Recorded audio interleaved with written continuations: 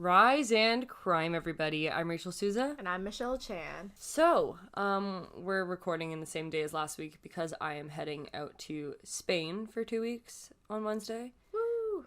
Woo is right, but it also means we need to record a bunch at once. So, I have nothing else interesting to say before. How about you? No. No? No. Okay. So let's take a trip to PEI for my small case. Ooh, I've been to PEI. I have not. Is it beautiful? It's nice. Are there a lot of lighthouses, or is that a myth? I don't think I saw a single one. Did you see Anne of Green Gables' house? Yes, I did. I went to Whoa. it. I went inside of it. That's really cool. Yeah, it's really creepy. But she's fake. I know. Or is she real? No. It's based on a real thing. I didn't know that. Because, everything she described in the book was the scenery of the house. Huh. So Anne of Green Gables is a true story, but a fake story also? Yeah, it's, based on real things. I remember reading that way too young and being kind of scarred for life. I've never read it. It was, I can't remember anything about it. I just remember there was one, okay, maybe it was the second book. Spoiler alert. If you're thinking about reading the second book of Anne of Green Gables, skip ahead. Anyways, I read the second book, and I just remember, or maybe it was the first book. It just scarred me. It was like her uncle or her grandfather or something got a heart attack in a cow field. And I just remember that moment of the book, and I remember nothing else. Oh, what? Is she, you remember Pippi Longstockings? Yes. Is she, is she the, They're not the same person. Okay. No. Also, I always get Anne of Green Gables mixed up with The Secret Garden, because I read them at the same time. What's The Secret Garden? It's like a really famous book. It sounds like a cover-up for something bad. The Secret Garden. Yeah. That's so true. But I read them at the same time, and I always get the stories mixed up, and I don't know which one has the boy with the wheelchair, and I don't know which one has the girl who feeds horses, and they're the same book to me. So, PEI? PEI, yes. I specifically looked for a maritime case because we haven't covered anything there yet. So, March 2015, a 31-year-old man named Stephen Green. Oh my gosh, Stephen Green of Green Gables? Of Green Gables? No, okay. So he was caught on a dash cam in Charlottetown, PEI, driving his Porsche Cayman absolutely crazily. Is crazily even a word? I don't know. He was wilding out. He was drifting every which way. He was driving on the wrong side of the road. There's a video of it. It went viral. It's called Crazy PEI Driver, if you want to see it. He was driving so crazy that his tire actually fell off of his car while he was driving. What? Yeah. Once I was on a highway, and a tire of a car fell off, and it was bouncing towards us, and I thought we were gonna die. That is so terrifying. It was really scary. That happened to me the other day. Well, it wasn't a tire. It was the rim of a tire flew off and almost hit my friend Sonia's car when she was driving.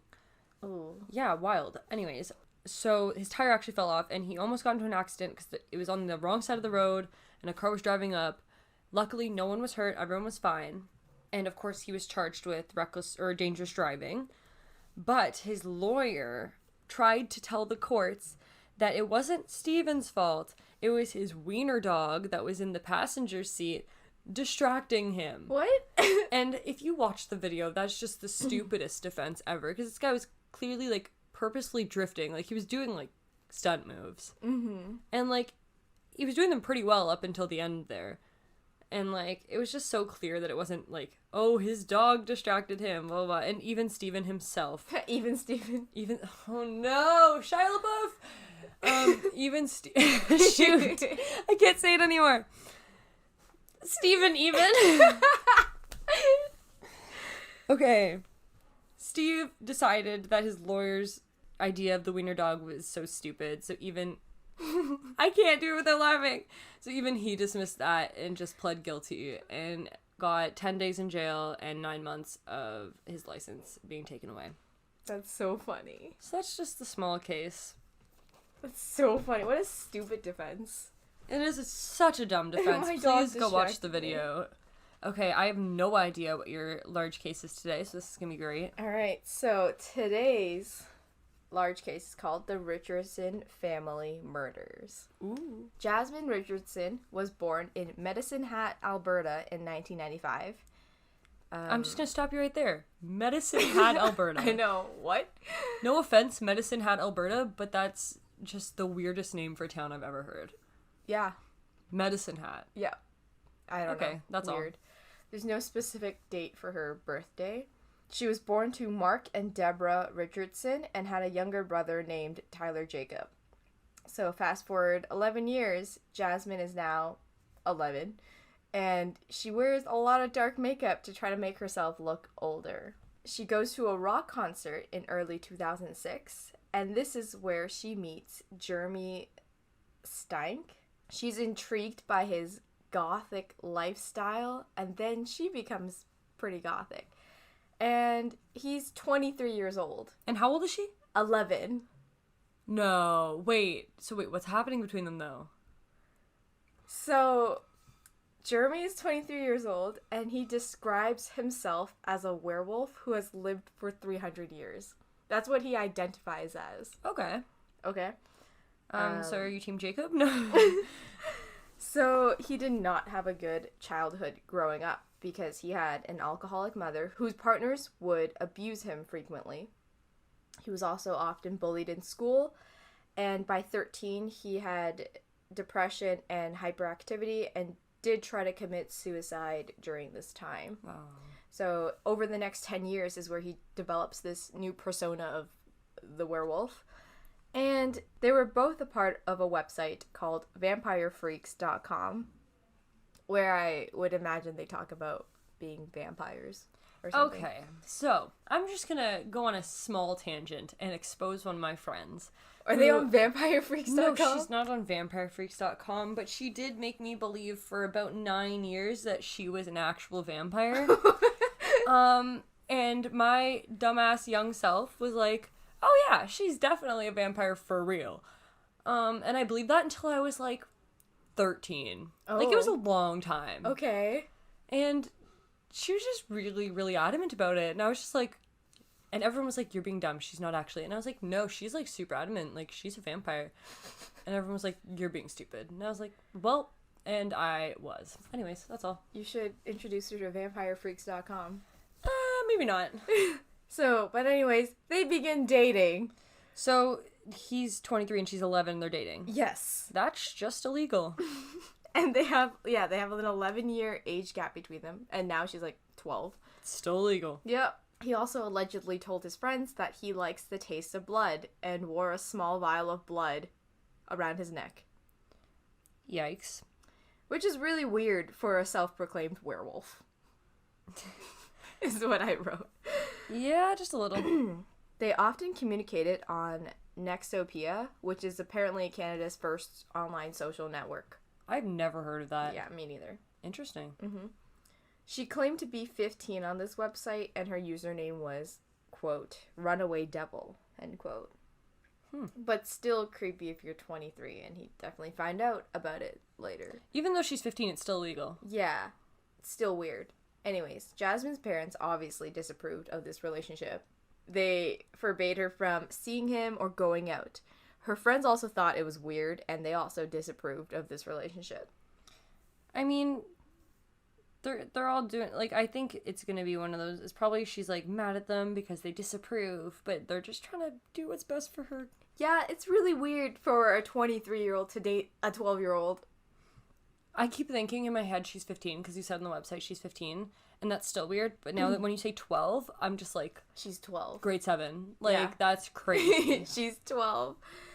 And they did not stop seeing each other despite everyone's protests. On October 23rd, 2006, at 1 p.m., the bodies of Mark and Deborah were found in the basement of their home. Oh no! Tyler Jacob, who was 8 years old at the time, was found dead upstairs, surrounded by his stuffed animals. So her whole family was found dead except her? Yeah, and she was nowhere to be found. So they thought that whoever did this maybe kidnapped her and then left, right? However, the next day in Leader, Saskatchewan, Jasmine and Jeremy were arrested for the murder of the Richardsons. Oh my goodness. So they skipped a whole province? They got to Saskatchewan? It's not that far away from where they were. Oh, okay. Sorry, I'm geographically not great. Me neither, but that's what I read. Okay. After their arrest, Jeremy asks Jasmine to marry him, and she agrees. Okay. Can I just say, when I was in grade 7, I did not know what a boy was. I did not I had front bangs, wore headbands, and thought that the coolest thing in the world was like silly bands. Silly, oh my gosh, silly bands. I had so many silly bands. bands. That is the biggest truth. And this girl says yes to marriage in grade 7. I just can't even fathom that. And also, girl probably just killed her family, so I'm also not happy with her. So this is what happened. Jasmine and Jeremy enter the house, and Jeremy is wearing a neoprene mask and is carrying a knife. Then he stabs Deborah 12 times in the heart. Then Mark hears Deborah, and he runs down the stairs, but then Jeremy stabs him 24 times in the back. Oh my goodness. While this is happening, Jasmine goes upstairs to her 8-year-old brother who is sleeping, and she stabs him 5 times, including one across the neck, and then kills him. Her own brother. Yeah. Oh, this is disgusting. These people are disgusting. So this is what the police were able to put together from the crime scene. Wow. Good Later, on you, forensics. Bad on you, Jasmine and her boyfriend. Yeah. Later on, the police find out all their sources of communication, and Jasmine is actually the orchestrator of this tragedy, is what they find out from their text messages and stuff. This girl, wow. She wrote to Jeremy online, quote, "I have this plan. It begins with me killing them and ends with me living with you," end quote. That's the grossest message. She's 12. I know. She has no idea what she's even doing. Mm-hmm. And they also found that he wrote back, quote, "Their throats I want to slit. They will regret the shit they have done, especially when I see to it that they are gone. They shall pay for their insolence. Finally, there shall be silence. Their blood shall be payment," end quote. He sounds like he's writing in poetry. I know. My next line is, wow, poetic. Yeah. Jasmine had also discussed her plans of killing her parents to her friends, but nobody believed her. Okay, if one of my friends was like, you know what would be great? If I just killed my parents. I'd still be like, red flag. Yeah, definitely red flag, but when you're 12, what if she was just like, true. I'm gonna kill my parents? Like, oh, that's true. Maybe she could have been maybe like they were that. just like, oh, yeah, parents are the worst. Like, like Yeah. 12-year-olds going through that phase. Like, I definitely went through that phase where I was like, ugh, I just want to go out and party, but my parents say no. Like, I don't know. Probably in grade 9 I was in that phase, but I mean, maybe the issue, they didn't take her seriously, but also, yeah, if your friend's saying that, definitely do something about it. Yeah, maybe like talk to her parents. I don't Or know. maybe just ask her if she needs to talk. Yeah, maybe anything. Maybe the girl just needs to say something. So 2 hours after their deaths, Jasmine and Jeremy were seen at a restaurant laughing together. Ew. Oh my gosh. Okay, so he is a fully grown man. So, first of all, disgusting. Mm-hmm. She, I don't think, can quite think through the consequences of her actions yet because she's so young. Maybe she can. I don't know her maturity level, but like, he is a full grown man. Like, ew. And he's like, ugh. This is the worst. And he's dating a 12-year-old. This is the worst. Are people at this restaurant not like wondering? She looks really old. I saw a picture of her. Oh. Yeah, I'll show you in a second. Sorry, when I was 12, I looked like 5. So, I mean. She looks like she's like 17. Wow. Yeah, but like, he also looks like he could be 17 too. So like, they kind of look the same age, but like, she's 12. Okay. Mm-hmm. So they get arrested, and when they ask her why she killed her brother, she said that it was too cruel to leave him without parents. Ew. Yeah. And then when they asked her why she did it, she said, quote, "I loved him so much, I thought it would bring us closer together," end quote, referring to Jeremy. Maybe she was going for like a Bonnie and Clyde theme. What is this reminding me of? It's reminding me of something else we did. What? Like another case we did. Oh, you know what's crazy is I read this one case recently, and it was about this other 12-year-old killer, and he was just a psychopath. He was actually a psychopath because what he did was he killed his younger sister to make his mom suffer, because he knew that by doing that he would be put away and then his sister would be gone, and the greatest like trauma a parent could have is to lose all their kids. So that's why he did that. Wow, that's messed up. I know. Oh, I know what this is reminding me of. It's reminding me of Dottie, I think her name was. She, like, her mom faked a bunch of illnesses on her. Oh, I know what you're talking about. And her mom, like, just faked that her daughter was so sick, but it was actually just, like, poisoning her. Yeah. So then her and her boyfriend Killed the mom. murdered the mom. Yes. That's what it's reminding me of.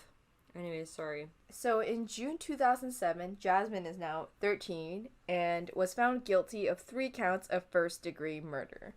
Because it was all premeditated. She's the youngest murderer in Canada. Wow. Yeah. Like, in history? In history. Wow.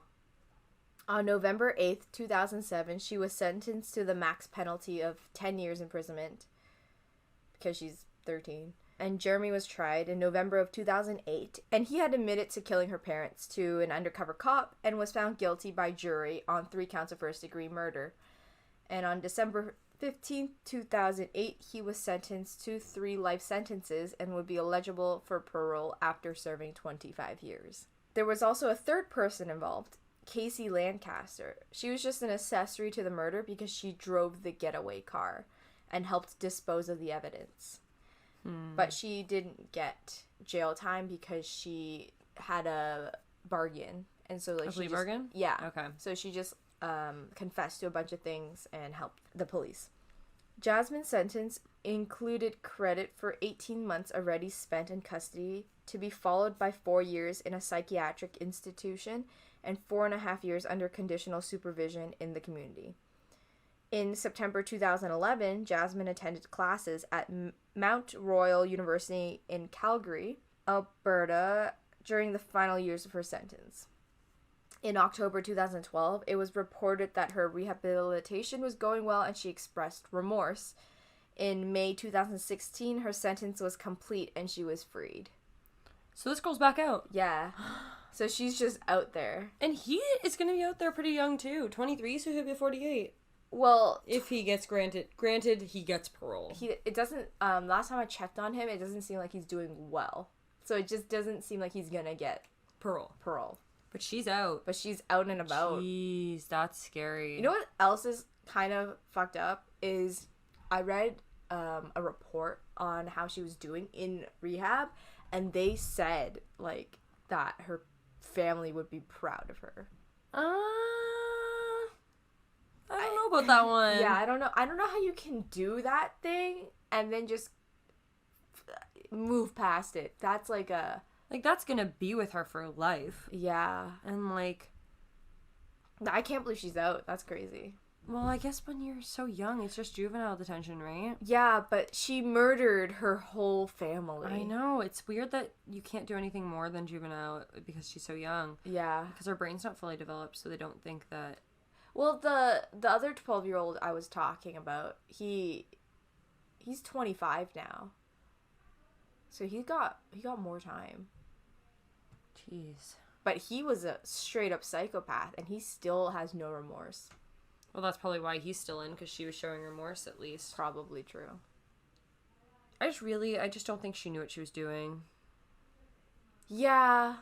But that's like that's like such a big thing to do. Like, I'm not defending her in any way. She can't- sucks. How can you kill your little brother? Wow, and she, like, killed him in a gruesome manner, too. Yeah, That's and, like, this horrid. that happened while, like, Jeremy was, like, watching from the door. I don't know. There's so many things that could have been going on in her mind, but, like, and obviously nothing is excusable, because people can have those same thoughts and still not kill their whole family. Mm-hmm. It's just, ugh. She just needed somebody to, like, say, hey, girl, maybe you just, like, don't. Yeah, maybe chill. Maybe Jeremy's not the best. Maybe he's not a werewolf. Well, they did tell her not to be with him, and she did not listen, so yeah. I guess there was no really changing her mind. Oh, Well, she sucks, he sucks, that poor family, I know. they literally, it sucks, they just wanted the best for her, and she went and ended their lives, which is just horrible. That is awful. Ugh, there were so many better ways to deal with that. Yeah. But alas. And it was all for this guy. Ugh. Mm-hmm. That's awful. I found her because I was just looking up, like, youngest murderer Canada. And that's her. That's her. I'm surprised there's not one younger. I'm surprised that she actually did the murdering, because usually female murderers poison. Really? Because they don't normally get violent because it's not in their nature to. That's how you know she was like real angry. Yeah, in a different headspace. Because they mostly poison if you just look at women who kill. Well, everyone's different. Or they kill their children because it's easy. Ugh. Yeah. Ugh. Moms who kill their children are the absolute worst. Yeah, that's the worst thing you can be in a woman's prison. Yeah, we talked about this. Yeah. Ugh. How do we awkward transition out of this? I guess by saying awkward transition as per usual. Okay. What's another low you've had this week? Of the same week. At a barbecue, I got heat stroke.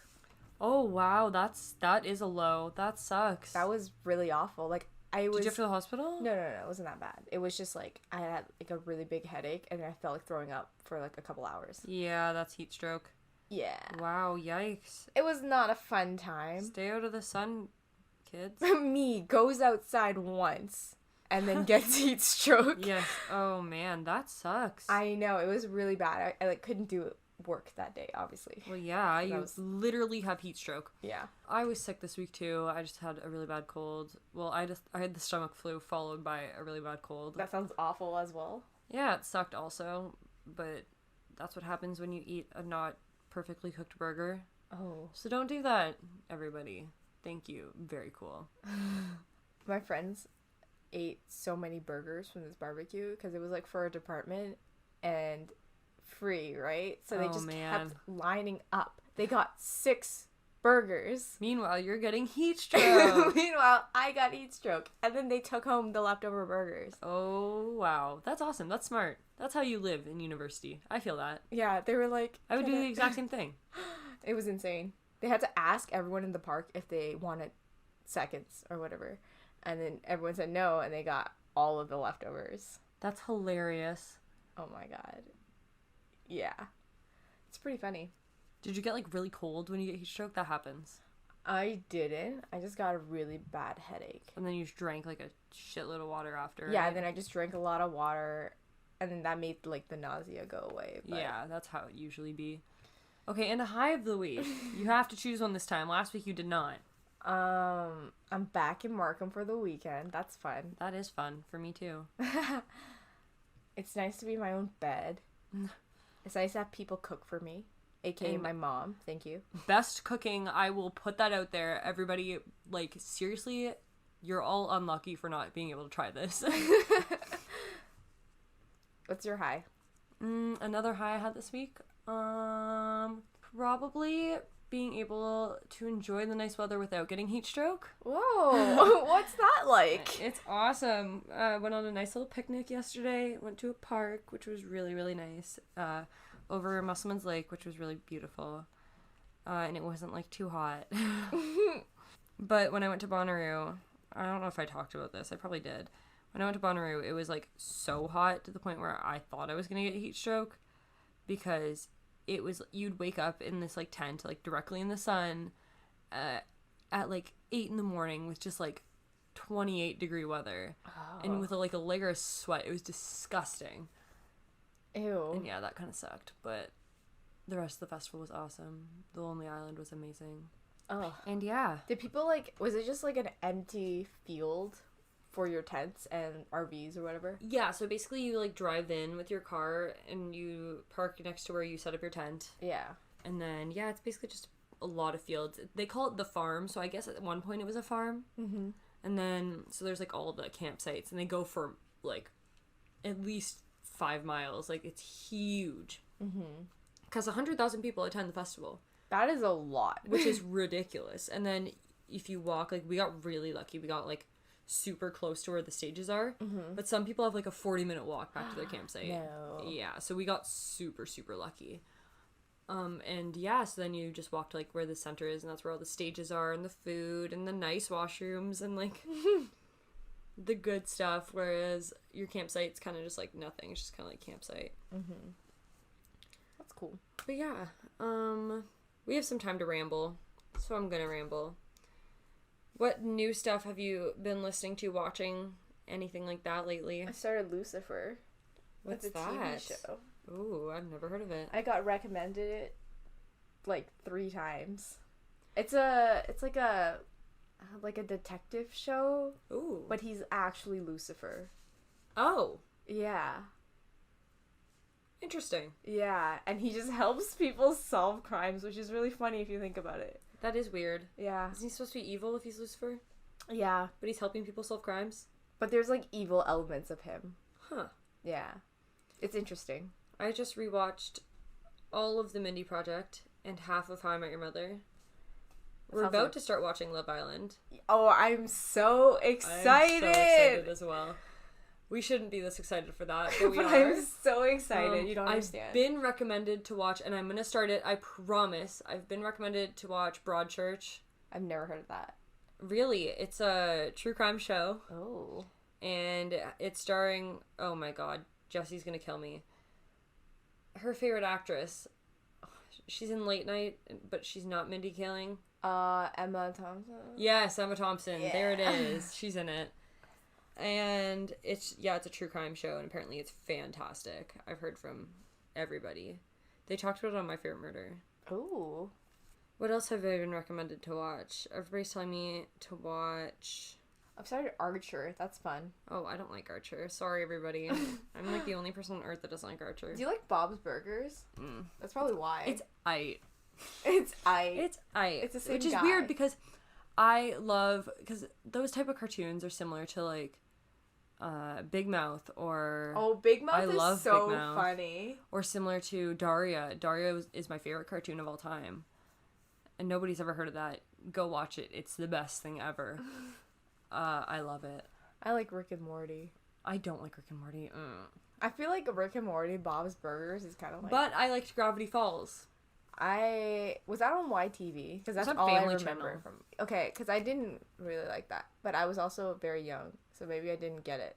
Well, I was told to rewatch it in my grade 10 math class. Mm-hmm. So I think I rewatched it around then. And I was like, okay, it's actually... When I was younger, I hated it. And then I rewatched it in high school, and I was like, okay, it's actually good. Do you remember Jacob Tutu?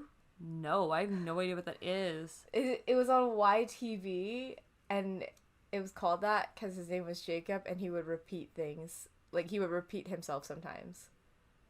Oh, interesting. Yeah, it was weird, now that I think about it. I remember the cartoon style so vividly. That's really interesting. Mm-hmm. Huh. Ooh, do you have any recommendations for people of things to watch, listen to? Schitt's Creek is fun. I've heard. It's on Netflix now. Yeah, it's pretty funny. I don't know, I like it. It's like 20-minute episodes, so it's not like commitment. Oh, I have a recommendation I just thought of. Go watch the music video. I have 2 music video recommendations. You need to calm down. Oh, that's a good one. By Taylor Swift. Go watch that. Turning Out by AJR. Go watch the music video. Seriously. And it's fantastic. And then also watch the music video to Shut Up by Grayson Chance, just because I love him. And everybody needs to see that. Also listen to Lolo Zulai. She's a French and English singer, and she sings in both languages at the same time, and it's awesome. Nice. Okay, I think that fills our time for this week. So remember, blaming your dangerous driving on your dog, that's rough. And if you meet a boy who tells you he's a werewolf, you should tell him you're Team Edward. Peace out. Bye.